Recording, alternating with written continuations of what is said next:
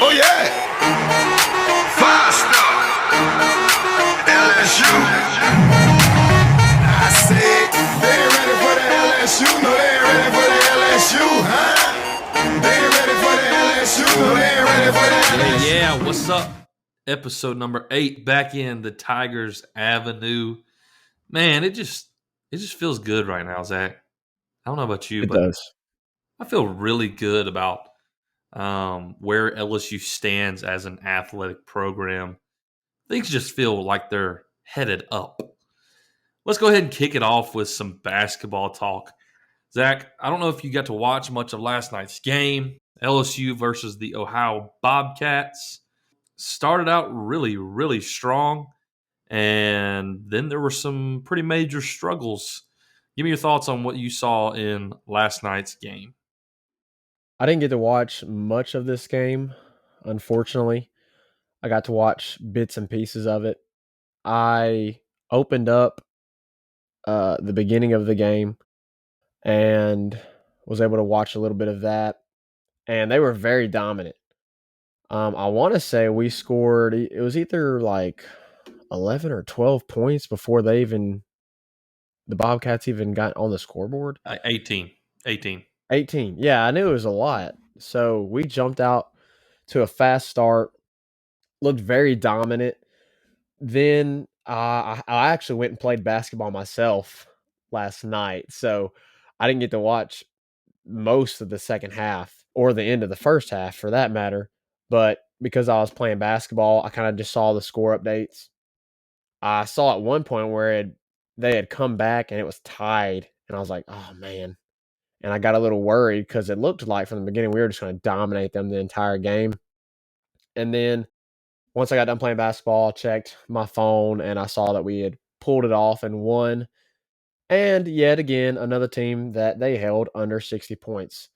I don't know if you saw, Reagan, but Will Wade was not happy at the end of the Oh, game. yeah. In fact, Oh, yeah. he was pretty upset. He was very upset with the offense. He put all of the blame on himself and said that he just had to coach them better. But he said pretty adamantly, it's going to get fixed. We're going to fix it. And they're about to be in this 10-day rest period where he's going to get to hone in on that and try and work out the kinks where they've had struggles lately in the offense. The defense hasn't been a problem, which is crazy to say when you're talking about a Will Wade team. But the defense has not been a problem. It's been very dominant. Another thing that's been very dominant is Tara Eason. Tara Eason Yes, continues indeed. his dominance, and he put up 20 points. I believe he was close to another double-double. Did he have nine boards He only on had this play? 5. He only had Oh, 5. okay. I thought he had 9, but either He was 20 way and 9 last game. another dominant game for him. He continues to show why he deserves the newcomer of the year in the SEC so far. But other than that, I was just glad to see another Tiger win. The PMAC was packed out. They had their greatest attendance of the year and their greatest student attendance of the year. Will Wade said they're around 2,300 for the students at the PMAC last night, which was huge. I think a large part of that was definitely Brian Kelly coming in at halftime, You introducing think? himself to the crowd, hyping them up, so that was probably a major factor in the attendance. But hey, LSU Nation, y'all need to go to the games because this Tiger team, they're good. And it's unfortunate that we live in Arkansas and Mississippi. We don't get to go to the games as much as we'd like to, but you better guarantee that the LSU bros, are going to be going to a game in the PMAC this season. Yeah, man. The team is exciting. Obviously, like you said, the defense has never been the problem. And I will say, I watched the game last night, Zach, and there were definitely some concerning moments that I had. For instance, they on the offensive glass, it was 4-12, and that's just inexcusable. And when it comes to shots taken, they were one shot away from taking 20 more shots than LSU, which is also inexcusable. Thankfully, they out of 68 shots, they only made 18 in their field goal, so they shot 26%. So the offense struggled last night a lot, and I'm not too worried about it just because we've seen what the capability of these Tigers have, but it's certainly regressed a little bit. Regress feels like a strong word, but it feels like maybe it's taken a step back just a little bit from what we had saw at the original push of the season, the beginning of the season. And I think this 10-day break couldn't have come at a better time for Will Wade and this Tiger team. He definitely For was sure. adamant about For fixing sure. these problems and these issues. The turnovers were inexcusable. There's 17 turnovers, way too many turnovers. There was actually a moment in the game close to the end when it felt like we had, pretty much closed the game out. And man, I don't mean to pick on any one player, but Eric Gaines came up the court right at the midline. He just fumbled the ball around and had it taken from him for another turnover, and Will Wade just turned around and slapped the table. And you could Yeah, definitely that see went his viral on Twitter. frustration. Oh yeah, you could definitely see his frustration last night with the offensive side, and based on some of the things he said last night, it definitely seems like corrections will be made. And I love that about him, his mentality for this team. That even though they win, even though they're 8-0, the defense has been stellar. All those things. He's still critical of the issues, right? You can lose so many things and lose sight of issues in ball games when you're winning. And luckily, we played a team that wasn't good enough shooting to outscore us because, man, if you played like this against Wake Forest, we probably lose that game. It's great to have a coach that is meticulous and is demanding, and he understands what it takes to be successful and dominant and demands that from his players, even in the success, even in the victory. In his press conference, he asked some of the reporters if he had heard him back in the locker room. So it sounded like he was giving his players an earful, even though they just got a 15-point win. And I mean, like I told you, I watched the game. The beginning was like, holy smokes, we're about to just annihilate them. I think it was like 7 minutes into the game, and then he scored a bucket. And then you blink an eye, it was 23-6, and you turned around and it was 29-20. And then you get into the second half, and all of a sudden it's 37-37. And you're like, what just happened? And it wasn't the defense, it was the lack of offense that was that caused that push, that catch up and from the Bobcats. But in the end, the Tigers pulled it out and they moved to 8-0, and they set themselves up to continue to make a push to be undefeated in before conference play. Yeah, and you mentioned that it wasn't the defense, it was the offense. If you just look at stats, just stats period, coming into the tournament last weekend, the Tigers were averaging 86 points a game. And since these last 3 games, they have dropped off now to around 79 points per game.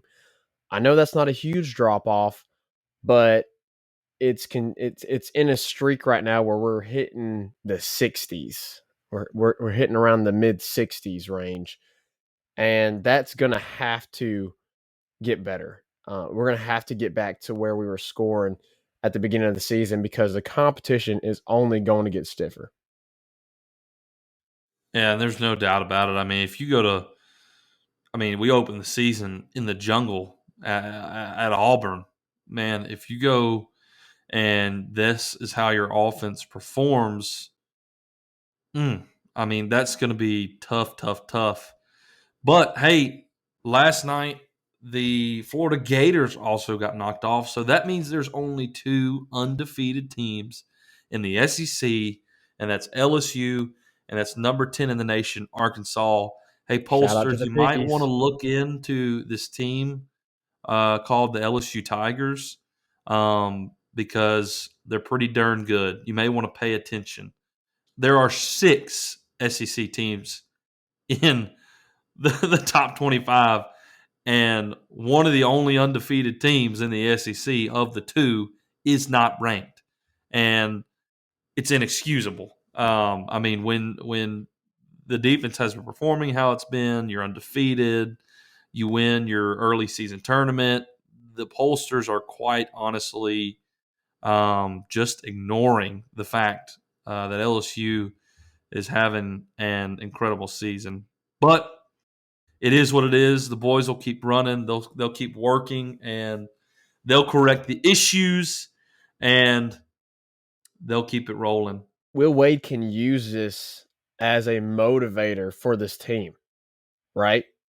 Because what better motivator than hyping your team up with the narrative that, hey, you're not respected. They don't respect y'all. They don't believe in y'all. They don't think that this is the team that we know that we are, right?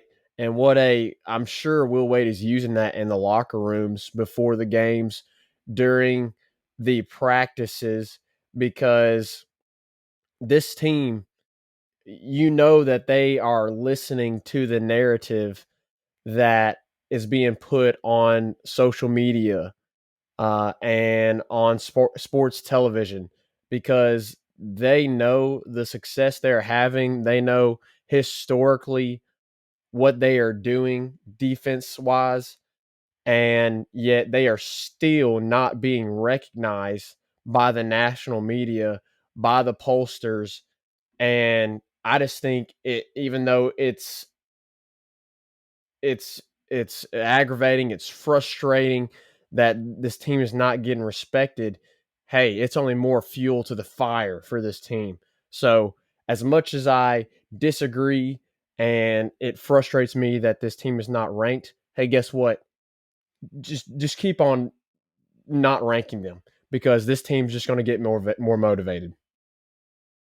Yeah, no doubt about it. And I mean, in reality, if you keep winning, the rankings truly don't matter because there's a 64 team playoffs when it comes to college basketball. And if you keep winning, in reality, it doesn't matter. I think one of the quotes that defined last night, and then we'll talk about a little bit different basketball that happened on Thursday night in the PMAC as well. But one of the quotes that Will Wade had from his press conference that defines, I think, his mentality for the team uh, after kind of a sluggish win. He said, "Do not accept in victory what you wouldn't accept in defeat." So as a coach, he understands that even when you win, there's mistakes and they still need to be fixed. And it just shows his mentality of where he expects his team to be. And that's exciting. Hey, some more exciting news for the women's basketball team. Thursday night, they played Iowa State, number 14 team in the country, and they knocked them off 69-60. The first top 25 win in the Kim Mulkey era. Man, that's why I kind of opened this podcast with, man, it just feels like a good time to be a Tiger. For The sure. hires that have been made recently, the direction the athletic program is going, it's just screaming excellence.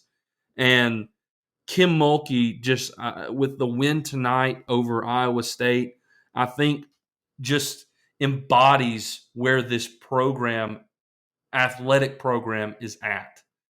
And man, what a win for her, and what a legacy start. I mean, a legacy hire, and what a great way to start her first season at LSU with an incredible win on the number 14 team in the country in front of a packed crowd. Think about the coaches that are all at LSU right now. Will Wade, Kim Mulkey, Jay Johnson, Brian Kelly, and forgive me for getting all of the sports. I don't follow them, but I know we've got top coaches in gymnastics, top coaches in beach volleyball, all those programs in track and field. We've got some of the best Serena, coaches. Beth Torina, softball. yeah. I mean, this LSU athletics program is loaded from top to bottom with talent in players and just geniuses when it comes to head coaches. Yeah, and we can attribute that the direction of this program to the man himself, Woody Scott Woodward, the greatest athletic director in all of college sports. All right, let's move on here for a little bit. Let's discuss football's potential bowl game. Where are the Tigers going to land now that they capped the season off with a win over Texas A&M in incredible fashion to get themselves into bowl eligible position? Zach, what are your predictions? What are your thoughts? What do you prefer? I think this is going to come down to 3 bowl games. All right. 3 bowl games. And here's my reason for each. This is going to come down to the Independence Bowl in Shreveport, Louisiana, correct? That's it. That's what it's called, Yes. right? Yes. It's going to come down to the Texas Bowl in Houston, and it's going to come down to the Liberty Bowl in Memphis, Tennessee, right up the street north of us. And here's the reasons for those 3. Obviously, the Independence Bowl, with it being in Shreveport, that's pretty obvious. LSU, not far from there. It'd be an easy trip. You would have a lot of fan support. We know that there is a huge alumni population in Houston. That's why LSU has been in the Texas Bowl a couple of times in the last recent years. So that's another reason I believe that the Texas Bowl is very much in play this season. It's also not too much of a drive. And then including also not far of a drive, an easy trip, just about 5.5 hours north is the Liberty Bowl here in Memphis, Tennessee. I've been kind of following a little bit of the media and the projections of where this team is going. So far, it seems like the Independence Bowl and the Liberty Bowl are getting the most hype. I would absolutely love for it to be just north of us here at the Liberty Bowl. I've never been to the Liberty Bowl, even though I was born and raised here. I don't think I have ever set foot in the Liberty Bowl. I've been to a Memphis Grizzlies game. I've been to a Memphis Redbirds game. Way back in the day, I went to the River Kings games, but I have never been to the Liberty Bowl. We've been LSU Tigers fans, so we never went and watched the Memphis Tigers play. We always watched the better Tigers play. Sorry to any Memphis fans that may listen to this, but it's just we're in the SEC and you're in the American Athletic Conference, I believe is what they're in. So we've never been there. I would love to go there, and obviously with it being as close as it is to us, it'd be an easy trip for us, and I'd love to see the Tigers come and play in Memphis. How awesome would that be? So personally, I would love to see them in the Liberty Bowl. It looks like so far it's coming down to that destination and Shreveport, the Independence Bowl. So we'll see, though. Yeah, I mean, obviously our preference would be the Liberty Bowl because we can make that happen and go see it in person. I don't think you can miss with any three of these. And of course, obviously, the Liberty Bowl isn't that far of a drive, and it's Memphis. And of course, LSU fans are going to want to come to Memphis and see Bill Street and everything Memphis has to offer. Get All them the some great Memphis places of barbecue. yeah, get you some Memphis barbecue, man. All that, all the good stuff that Memphis offers. When we're talking about opponents specifically, I don't know the other tie-in to the Texas Bowl. I know that obviously there's an SEC tie-in.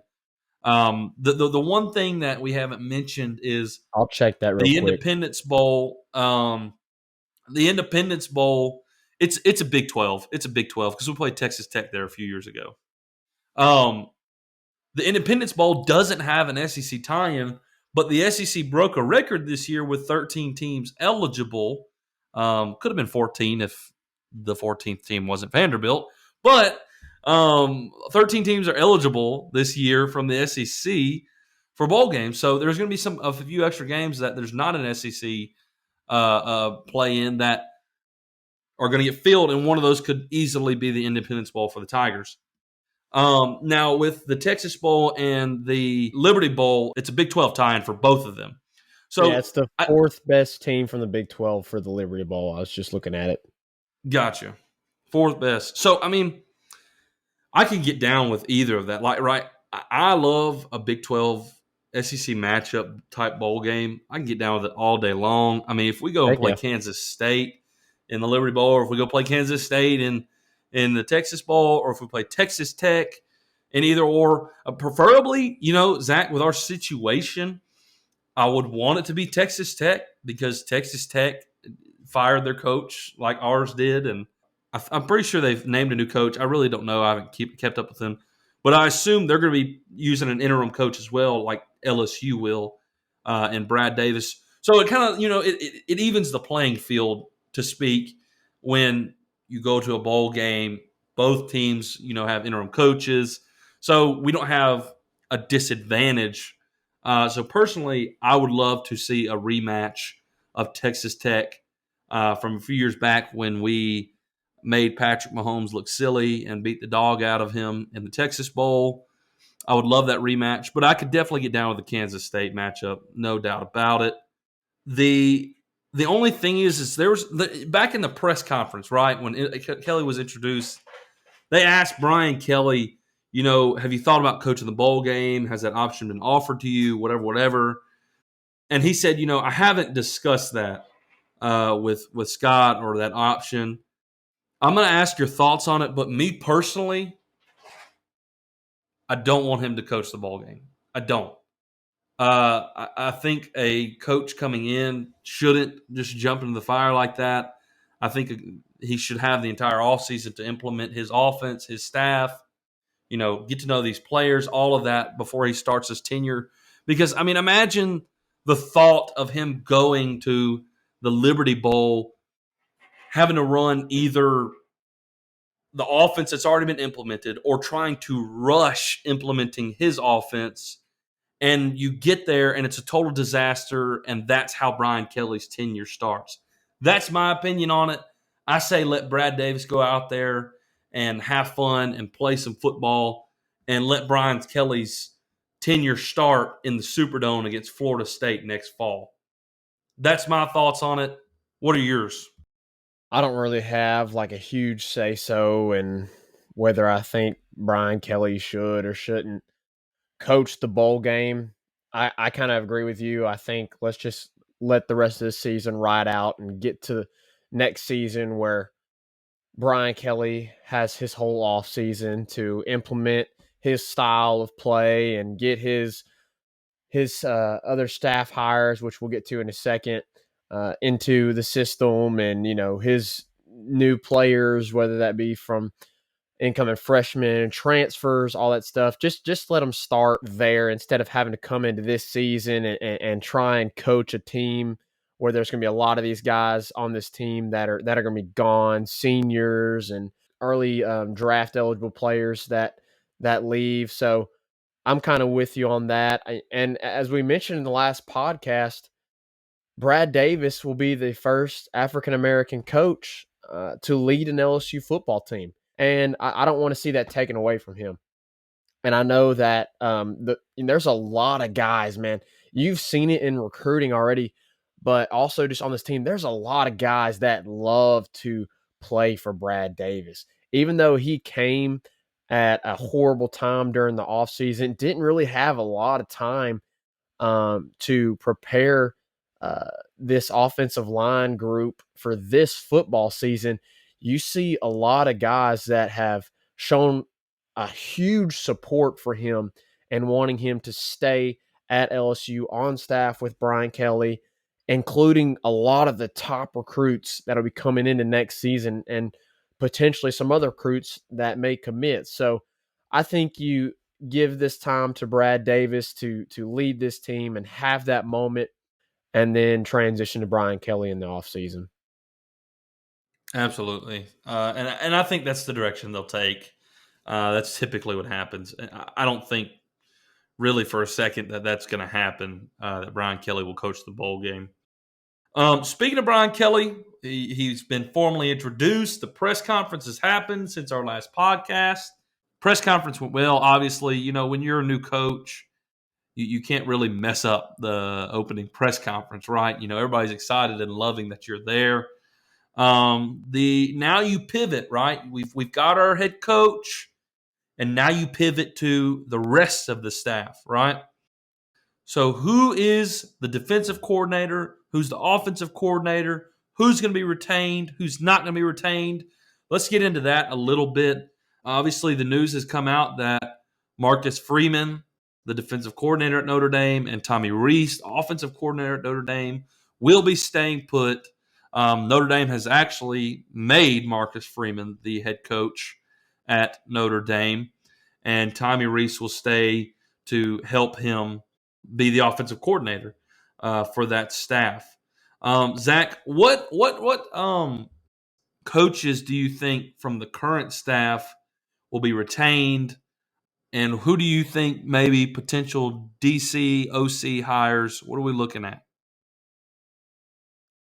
We talked a little about this in the last podcast once the Brian Kelly hire was made. There's nothing that has been set in stone yet as far as officially been released to the public by LSU that there's going to be certain staff members retained. But from good sources, from what we can tell, Corey Raymond is definitely going to be No staying at doubt. LSU. Austin Thomas will be staying at LSU. It looks like, from what I was mentioning earlier, from the push of current players and players coming into the program next year, that Brad Davis is also very likely to stay on. It's also been talked about with Blake Baker that he is probably going to stay on. And then the two other names that are probably going to stay on, but I would say the less likely out of the rest of that group, is Kevin Falk and Mickey Joseph. And Kevin Falk, obviously, huge legend at LSU, one of the top running backs all time at LSU. I'd like to see Kevin stay on, especially with what happened this past year. He just recently got brought onto this coaching staff. Unfortunately, tragically, he had the passing of his daughter happen during this season, missed a handful of games. I would like to see him stay on for that main reason, give him a chance to really have a full season of coaching. So I would hope that Kevin Falk would get to stay on and coach up these guys as for next season as well. But that's all just speculation. Again, nothing official has been released. We'll have to wait and see. As far as the OC and DC hires go, I've voiced my opinion about this a couple of times on here. Personally, I think if you're not going to hire Durante Jones back for this next season, I think you go after Ron Roberts. I really like what I've seen from Ron Roberts. I know you're going to talk about Barry Odom. I'm all for Barry Odom as well. I just really like what I've seen from Ron Roberts. LSU fans, a lot of LSU fans loved Dave Aranda. They loved what he did. A lot of them wanted him to be the head coach. And Dave Aranda is running an awesome program over there at Baylor. They've had a lot of success on defense over at Baylor, and I just really like what I've seen from him. It seems like this program is headed more towards what Dave Aranda was running a couple of years ago, even though Ed Ordron was so ready to get him out and to go back to a 4-3 look. It seems like they're transitioning back to a 3-4 with all kinds of just multiple looks. And I think Ron Roberts is going to fit that style and coaching under Dave Aranda's tenure at Baylor. So I like the possibility of potentially him coming to LSU and leading Tigers. Help me out here. I'm going blank. The DC at Georgia. What's his name? Lanning. Yeah, Lanning. There's reports right now that he's potentially getting looked at by Oklahoma. If he doesn't go there, I think you definitely have to look at him and potentially try to throw the bank at him. Obviously, with what Georgia has done this season, they are the best defense in college football, period, this year. They're making it look like, the early 2000s SEC defense with the way he's been leading them. I think you got to give him a look and throw the bank at him. And then as I said before, I think you have to at least give Durante an interview. I think he has earned that right, man. Once Ed Orgeron was able to take the hands off and let his coordinators run the show and run, their side of the ball the way they want to run it, we have seen a huge difference in Jake Peetz and Durante Jones. Durante Jones has excelled, and Jake Peetz in the offense has regressed. And Brock, our cousin, mentioned it earlier today on a Marco Polo. Can you imagine what this team the last 6 weeks would have looked like if Derek Stingley, Eli Ricks, Ollie Gay, Andre Anthony, Sage Ryan? Can you imagine if all those guys, Major Burns, that's another one. Can you imagine if all those guys were healthy? What this defense would look like? I mean, we've been watching the second and third stringers out there, and they look like an elite SEC defense. And so you have to give credit to Durante Jones and the job that he has done these last few weeks of the season. I think he at least deserves an interview from Brian Kelly. And I would not be upset if he kept the job and at least got to, stick it out for the next couple of years. And we got to see a full season under him with a healthy LSU defense. So I'm all for him getting a look. Offensive coordinator wise, I've said this name a couple of times and I'm going to stick with it. I think you go and you get Levy. It's going to be hard to get him, I believe, because of the potential of him taking a head coaching position with all the job openings that are out there right now. But he has impressed me the most this year. I know, obviously, being under Lane Kiffin, he's going to have that experience of coaching underneath him. And he's had great players at Ole Miss. But guess what? At LSU, you're going to have better players. You're going to have better talent offensively at LSU. And just from the job he's done this year at Ole Miss, I would love to see what he could potentially do at LSU. That's kind of the one guy I've circled for offensive coordinator. You may give me some help here. I know me and you have both kind of mentioned how it seems like there's not a lot of options out there when it comes to top name offensive coordinators. Obviously, Dan Mullen's another name that's been mentioned, but the potential for him being a head coach is also there. But what about you? Yeah. What's your thoughts on Yeah. these hires? When it comes to staff, in all honesty, and this may be a stupid take, but I would not be unhappy if the entire defensive staff was retained. Durante Jones, Blake Baker, Andre Carter, and Corey Raymond.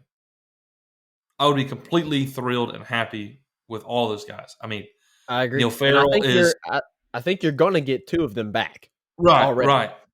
Not trying to repeat everything, but recent weeks have been, really impressive with a beat up defense. So I wouldn't be unhappy if they retain the entire defensive staff. Offense, I think you almost got to make a clean sweep other than Mickey Joseph.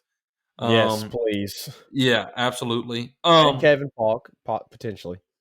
But if you weren't, if you don't give Durante the job, if you don't give him the interview, I know I've said Barry Odom, but another guy that I really like and hasn't been mentioned a lot is Wisconsin's defensive coordinator, Jim Leinhardt. His stats at Wisconsin are pretty impressive as DC.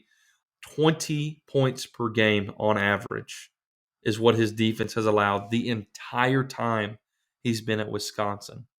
And LSU has a good history of hiring Wisconsin DCs when you speak of Dave Aranda. So I think Jim Leinhardt would be a great guy to go try to pluck from Wisconsin. Another name you would name is Mike Elko, who has put together an elite defense at Texas A&M. And Mike Elko was on staff with Brian Kelly at Notre Dame and left for Texas A&M.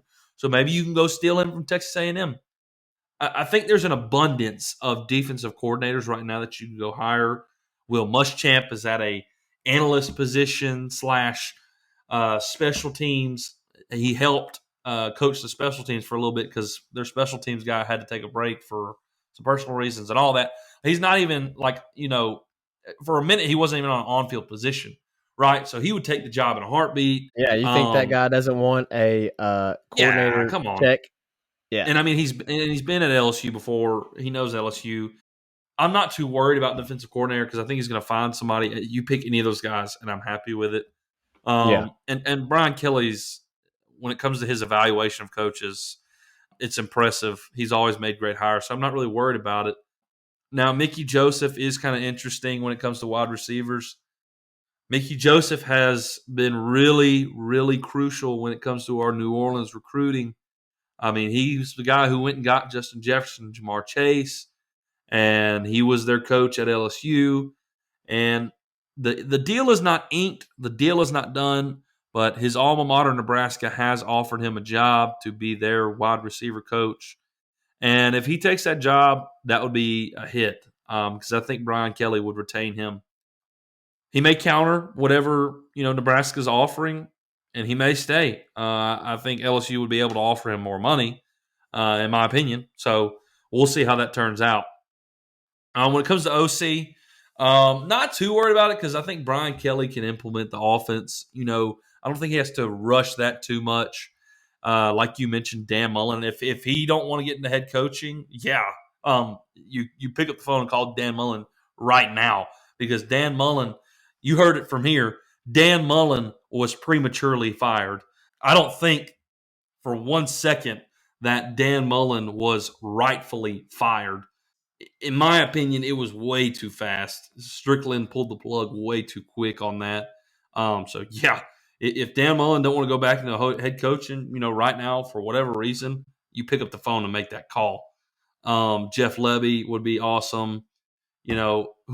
Whoever it may be, I trust Brian Kelly's decision-making when it comes to that because he has a track record that's pretty impressive when it comes to hiring coaches like Mike Elko, like Marcus Freeman, So whoever he's going to get, I know that he's going to make some great decisions, and his evaluation of coach talent is impressive. So we'll see. I mean, all this is going to have to happen, swiftly because this staff needs to come together swiftly when it comes to recruits and recruits knowing who their coach is going to be and all that. It won't be long till we know this staff and who it is. So we'll talk about that real soon on this podcast. Well, that's all we got for today. Let's put a button on it. Tigers Avenue, episode number 8. Appreciate y'all coming out, listening, and supporting us. Keep sharing us. We really appreciate it. Peace out. Catch you later. Who that?